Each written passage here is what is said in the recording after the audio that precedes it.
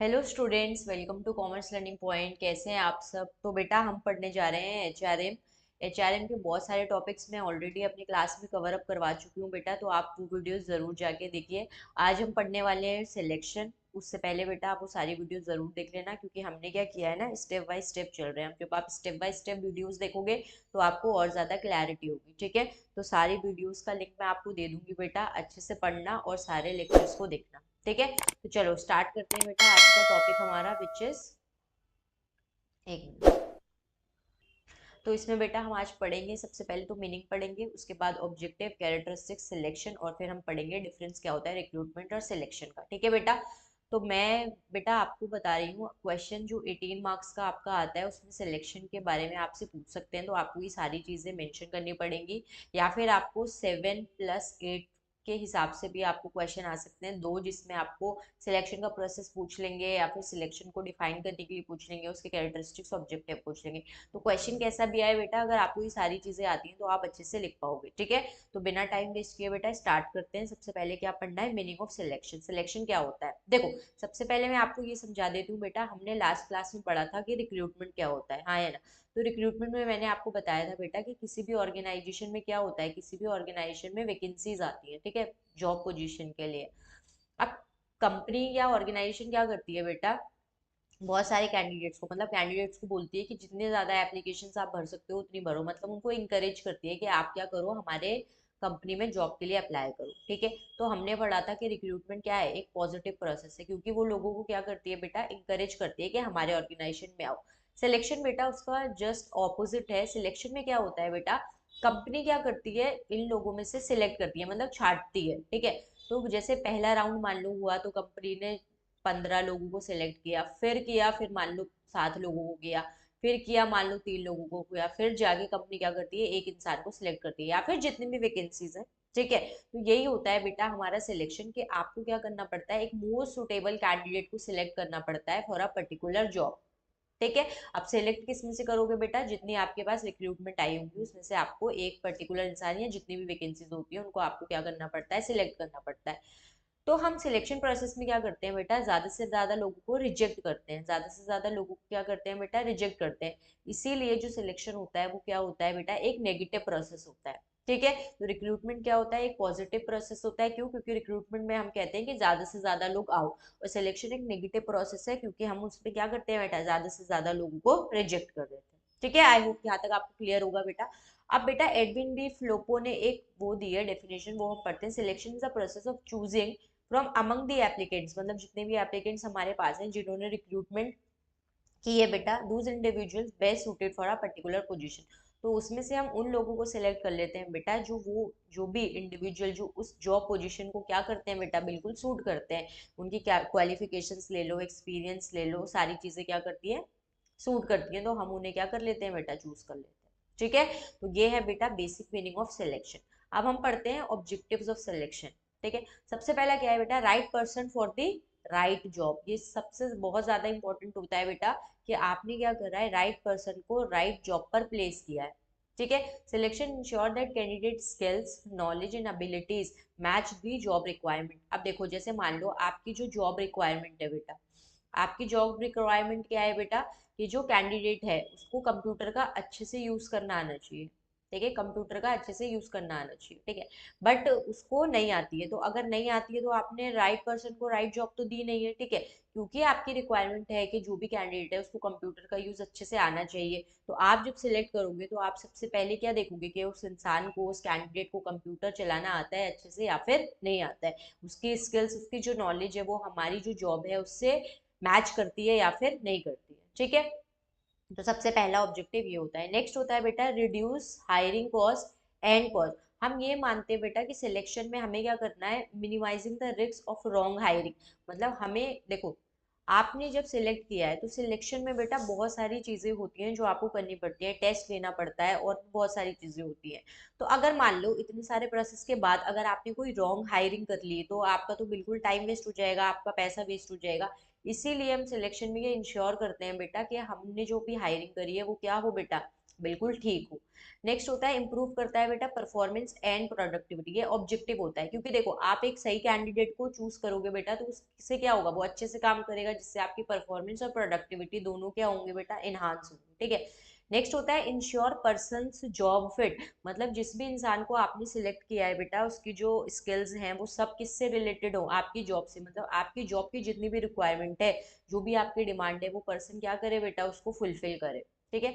Next है बेटा legal and fair hiring, इसका क्या मतलब होता है बेटा, जितने भी आपके लेबर लॉज बने हैं, ठीक है, equality principles and ethical practice and hiring, ये सब आपको क्या करना है बेटा, स्ट्रिक्टली फॉलो करना है, ठीक है। आगे बात सब, तो ये कुछ ऑब्जेक्टिव्स थे बेटा सिलेक्शन के जो कि इंपॉर्टेंट है।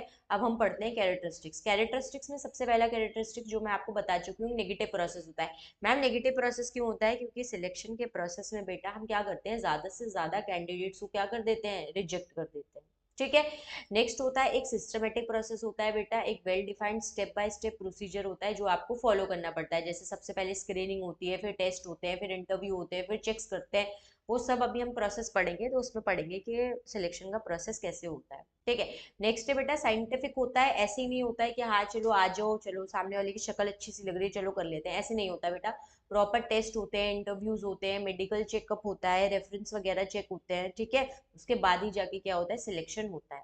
नेक्स्ट होता है बेटा डिसीजन ओरिएंटेड, इसका क्या मतलब होता है बेटा, जो भी सिलेक्शन का प्रोसेस है वो कब बेटा कंप्लीट हो जाता है, जब आप फाइनल डिसीजन ले लेते हो, या तो अपॉइंटमेंट आप कर देते हो या फिर रिजेक्शन कर देते हो।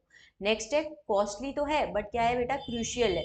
इसका मतलब क्या है बेटा, देखो सिलेक्शन इन्वॉल्व टाइम लगता है लोगों का, मनी लगती है, एक्सपर्ट के एफर्ट्स भी लगते हैं, बट ये क्या है बेटा, ऑर्गेनाइजेशन की सक्सेस के लिए क्या है, बहुत ज्यादा जरूरी है, ठीक है। चलो नेक्स्ट पढ़ते हैं अब सिलेक्शन का प्रोसेस, जो कि अगेन वेरी इंपॉर्टेंट, रिक्रूटमेंट का भी प्रोसेस मैंने पढ़ा दिया है बेटा, वो भी बहुत इंपॉर्टेंट है, सिलेक्शन का भी बहुत इंपॉर्टेंट है। आपको एग्जाम में दोनों ही करके जाने हैं, किसी में से भी क्वेश्चन आ सकता है, ठीक है। तो अगर किसी ने वो वीडियो नहीं देखी है तो बेटा वो सारी वीडियोस आप देखिए, जितनी भी वीडियोस आने वाली है बेटा आगे भी इस चैनल पे, वो सब आपके सिलेबस से रिलेटेड ही है, तो आप सारा देखिए और अपना सिलेबस जल्द से जल्द कंप्लीट कीजिए। सिलेक्शन प्रोसेस में सबसे पहला आता है बेटा प्रिलिमिनरी स्क्रीनिंग, इसका क्या मतलब होता है, देखो बेटा जैसे मान लो हमने रिक्रूटमेंट में बोला था कि आप लोग क्या करो, ज्यादा से ज्यादा एप्लीकेशन करो, तो ज्यादा से ज्यादा लोग अप्लाई कर देते हैं। अब हमारे पास क्या हुआ बेटा, हमारे पास मान लो 1000 एप्लीकेशन आ गई, ठीक है। तो आप क्या करते हो, पहले ये 1000 एप्लीकेशन में से स्क्रीनिंग करते हो, मतलब चेक करते हो क्या ये 1000 के 1000 आपके जॉब फिट हो रहे हैं, या फिर आपको क्या करना है, इनमें से निकालना है। तो बहुत लोग तो क्या हो जाते हैं बेटा, यहीं से निकल जाते हैं, क्योंकि किसी की क्वालिफिकेशंस कम होती है, किसी को वर्क एक्सपीरियंस कम होता है, ठीक है। तो सबसे पहले स्क्रीनिंग होती है बेटा कैंडिडेट्स की, और उसमें से बहुत ज्यादा लोग आप क्या कर देते हो, एलिमिनेट कर देते हो, जो कि अनसुटेबल होते हैं। नेक्स्ट होता है एप्लीकेशन स्क्रूटिनी। अब मैम ये क्या होता है, इसमें क्या होता है बेटा, देखो स्क्रीनिंग का पार्ट ही होता है ये, स्क्रीनिंग का नेक्स्ट प्रोसेस होता है जिसमें आप क्या करते हो बेटा, डिटेल्ड में देखते हो। यहाँ पे क्या होता है, आप ऊपर ऊपर से लिख लेते हो, यहाँ पे आप डिटेल में देख लेते हो कैंडिडेट की क्वालिफिकेशन क्या है, उसकी एक्सपीरियंस स्किल्स क्या है, ठीक है। और उस हिसाब से आप क्या करते हो बेटा, लोगों को शॉर्टलिस्ट करते हो। और कंपनियां ये क्या ये करती हैं बेटा, इसलिए ताकि आधे लोग तो क्या हो जाते हैं, यहीं पर ही कंपनी दफा कर देती है बिल्कुल, कि नहीं इनकी तो जरूरत ही नहीं, ठीक है बेटा। तो फिर जब जो लोग यहाँ पे पास कर लेते हैं बेटा, तो उनका होता है फिर सिलेक्शन टेस्ट। सिलेक्शन टेस्ट में बहुत होते हैं बेटा, आपका एप्टीट्यूड टेस्ट होता है, आपकी एबिलिटी टेस्ट होते हैं, आपका इंटरेस्ट टेस्ट होता है, ठीक है, टू मेजर कैंडिडेट्स एबिलिटी, तो कैंडिडेट की एबिलिटी को चेक करने के लिए क्या होता है बेटा, सिलेक्शन टेस्ट होता है। नेक्स्ट है बेटा एम्प्लॉयमेंट इंटरव्यू। अब जब आपने टेस्ट भी पार कर लिए तो आपका इंटरव्यू होगा, एक फेस टू फेस इंटरेक्शन होता है बेटा एम्प्लॉयर का और कैंडिडेट का, ठीक है। उसके बाद आपके बैकग्राउंड चेक होते हैं, रेफरेंस चेक होता है, जैसे मान लो आप किसी कोई इम्प्लॉय है जो ऑलरेडी वहाँ पे काम करता है, ठीक है, या आप कहाँ से पहले कहाँ से आप जॉब करके आए, तो आपके जो पहले के एम्प्लॉयर थे उनसे पूछा जाता है कि आपका बिहेवियर कैसा है, ठीक है, आप कैसे हैंडल करते हो चीज़ों को, वो सारी चीज़ें। नेक्स्ट बेटा जब ये भी हो जाता है तो फिर एक आपका मेडिकल होता है कि आप फिजिकली फिट तो हो, कोई प्रॉब्लम तो नहीं है, और फिर फाइनली आपको क्या मिल जाता है बेटा, अपॉइंटमेंट लेटर मिल जाता है। तो ये बहुत ही सिंपल सिलेक्शन प्रोसेस है बेटा, अगर आपको थोड़ा याद करनी, आप एक दिमाग में स्टोरी बना लोगे ना कि अच्छा अगर मैं जॉब के लिए जाऊंगा, मैं अप्लाई करने के लिए जाऊंगा जॉब को, तो कैसे कैसे कंपनी सेलेक्ट करेगी, या फिर एज अ ऑर्गेनाइजेशन मैं अगर किसी इंसान को, किसी कैंडिडेट को सिलेक्ट करूंगा तो मैं कौन कौन से पॉइंट्स अपने माइंड में रखूंगा। तो जब आप ये सारी चीजें ध्यान में रखोगे बेटा तो आपको ये प्रोसेस यूं ही याद हो जाएगा, कुछ नहीं लगेगा डिफिकल्ट, ठीक है। नेक्स्ट हम पढ़ते हैं बेटा रिक्रूटमेंट और सिलेक्शन में डिफरेंस क्या है। तो सबसे पहले देखो, रिक्रूटमेंट अट्रैक्ट करता है कैंडिडेट्स को, रिक्रूटमेंट बोलता है कि आओ जितने ज्यादा कैंडिडेट्स आ सकते हो आओ। बट सिलेक्शन में क्या होता है, सिलेक्शन में आप बोलते हो कि जाओ जितने जा सकते हो जाओ, आप चूज करते हो उसमें। ये एक पॉजिटिव प्रोसेस है और ये नेगेटिव प्रोसेस है, मैं ऑलरेडी बता चुकी हूँ आपको। इसमें क्या होता है, एप्लीकेंट पूल मतलब बहुत ज्यादा कैंडिडेट्स को हम भर लेते हैं बिल्कुल, और यहाँ पे हम क्या कर लेते हैं, सिलेक्ट कर लेते हैं।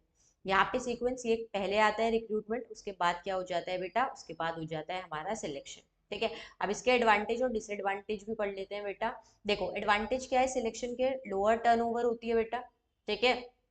हायर मोराल होता है लोगों का, बेटर परफॉर्मेंस होती है, रिड्यूस करता है ट्रेनिंग कॉस्ट को, और ऑर्गेनाइजेशन की एक स्टेबिलिटी बनी रहती है। अगर मैं प्रॉब्लम्स की बात करूँ तो क्या है बेटा, रॉन्ग टेस्ट और इंटरव्यू, ठीक है, बायसनेस आ जाती है, मतलब लोगों के अपने पर्सनल पीओवीज आ जाते हैं, ठीक है। समटाइम्स होता है कि अरे ये तो चाचा भतीजे वाला हिसाब किताब, ठीक है, कि ये तो चलो मेरा ही बेटा है, मेरा ही भतीजा है, इसको लगा लो, वैसे टाइम कंज्यूमिंग बहुत होता है बेटा पूरा सिलेक्शन प्रोसेस, और कॉस्टली भी होता है, बहुत ज्यादा पैसे लगते हैं।